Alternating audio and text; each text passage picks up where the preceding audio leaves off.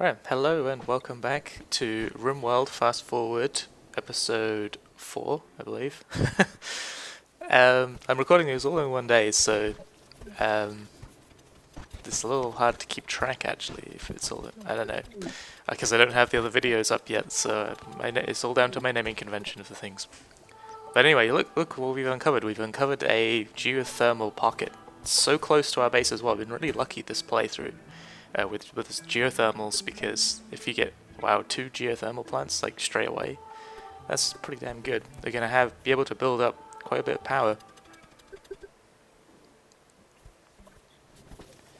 It looks like yes, defenses are pretty done. There's not much is going to be able to get through this. Now, you may think, if you've played Rimworld before, if you haven't played it in a while, you may think that that's probably enough, but now there's certain things that can happen which force you out of your colony, especially in such an entrenched one as this. A couple of those events are, I think I mentioned it in the last video, they were siege teams, which will land and they'll set up siege mortars, just a couple of mortars, and they'll start sieging you from a distance, and you'll have to either go and deal with them, but I have noticed you can wait, and eventually they run out of food and all starve to death. But in that time, they can really cause you some hassle, especially if there's another event happens in the same time span, like the alien engine of hatred, or whatever it's called. It's an ancient ship part or something. It drives all of your colonists insane over time. That's one you have to deal with, because it just gets worse and worse. Eventually all your people go insane. So you have to deal with that. Unless you have someone who's got an extremely high resistance to the psychic effects. So one thing I like to do is build flooring outside of my walls. The reason for that is, you saw me trimming down the home zones to that level. That's because I don't want my colonists going outside to deal with fires, because I don't have anything out there, I don't really care.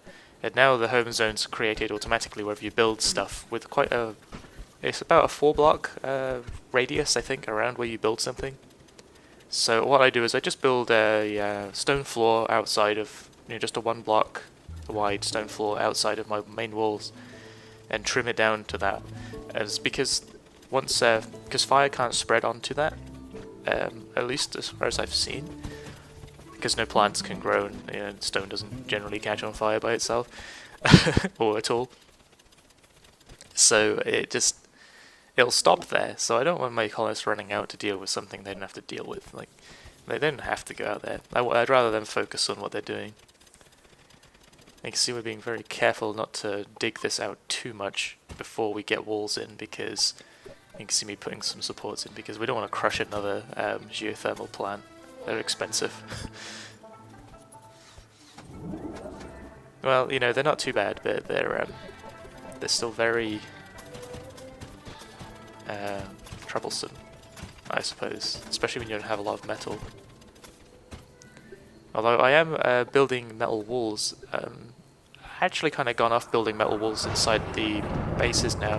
The only thing I like about them is that they join well with the rock.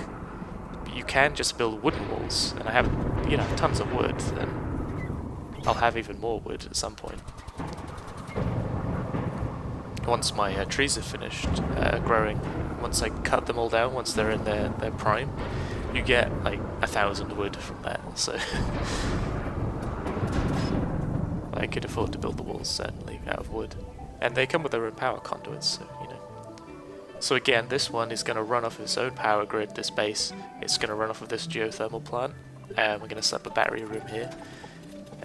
This is mainly to do with my whole thing of keeping the power grid separate, because we don't want those batteries to explode or be our only point, We don't want to have a single point of failure at any point in our base, really.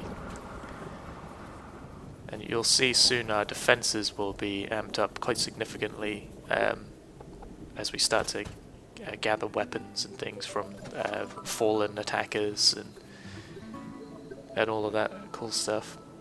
We mainly want to get a hold of LMGs.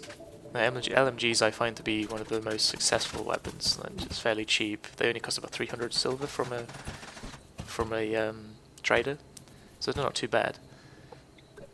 But you see what I'm doing here with the batteries? I'm keeping the batteries away from the walls. The reason for that is as well as if they catch on fire, there's a much less chance that it's going to spread. Here we are expanding our new interior base. This is where we're going to have our hydroponics and so on. At the moment we already have our hydroponics anyway, but so at least we've got the research. We just need to build out our actual base. Oh, looks like we got a guy. This is what happens sometimes if you're running I always running in full fast forward, so you can get attacked by people, and not if you've got people outside of your main colony, they can really mess you up. Luckily, this guy only had Molotov cocktails, so he's pretty easy to deal with. You just gotta keep your people moving so they don't catch on fire. There we go, easy. So now we're gonna take his clothes.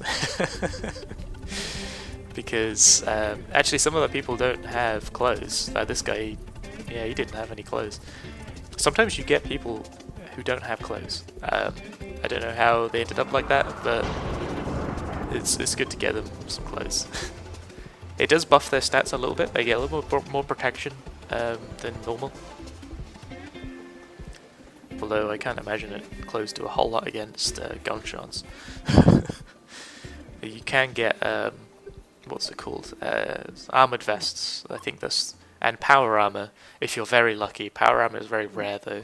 You can't currently buy clothes, it seems, from traders, unless I've completely missed that. Maybe I'll try that next time. But yeah, we're doing pretty well. This is a longer episode than normal, by the way. Kind of thinking of keeping them to about the 10-minute range. I find that the last one was so short, it was very difficult to end. I actually ended up, you couldn't tell probably, but I ended up cutting off the audio because I just kept talking right to the end. I didn't realize it was so short. So hopefully you guys like at least 11 minutes or so. I'm trying to keep them fairly reasonable, I don't want to overload you with like 30-minute long, 40-minute long episodes. There we go, got some raiders. Again, we're on the easiest settings, so, I was actually used, on the previous games, previous releases, the easiest setting would actually throw a lot more at you. So I was expecting a lot more, and that's why I built all of this crazy defense early on and all that. But this guy didn't prove to be, difficult at all. I think he only had a pistol or something. We dealt with him pretty easily. Oh, again, taking the clothes. We're going to try and get rid of those corpses as well, because the colonists are not going to like seeing them. Oh, you can see we already have an armoured vest as well, so someone's going to be able to get that. I'm not sure when I give someone that. I have noticed it seems. Old me. Old me is playing, by the way, if you didn't know. I'm just obviously not playing at this speed, this is just pre-recorded. It's funny really, because I play the game at full speed. I don't ever play it at a lower speed. I only, if an alert comes up, I quickly pause the game. I'll just press space. Space is the pause button in this game. And then I can deal with that at full speed as well. Yeah, it's actually kind of annoying when I get attacked and the game slows down, because I'm like, I can deal with this. You could be at full speed, I don't care. So we're just going to try and haul some rocks. It looks like... Oh no, building the rest of the floor. Yeah, again, I built stone floors pretty much everywhere, so we need good stone production. I always try to keep at least 500, and later on, when I get more people, 1,000 or 2,000 stone. Because laying stone floor is expensive.